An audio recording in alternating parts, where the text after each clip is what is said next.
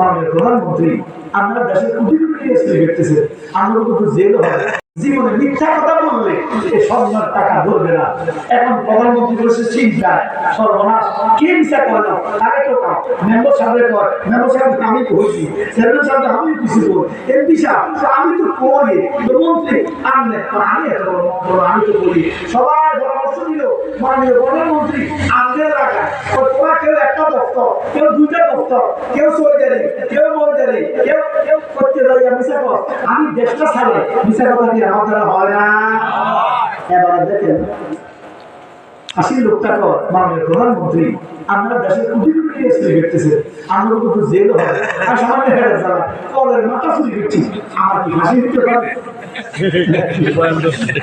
তার মানে বাংলাদেশে কোন নেতা মিথ্যা বলে না, এটা যে বলবে তে বড় মিথ্যা বলে। এখন কোরআনে যে কর সত্যবাদীর সঙ্গী হও।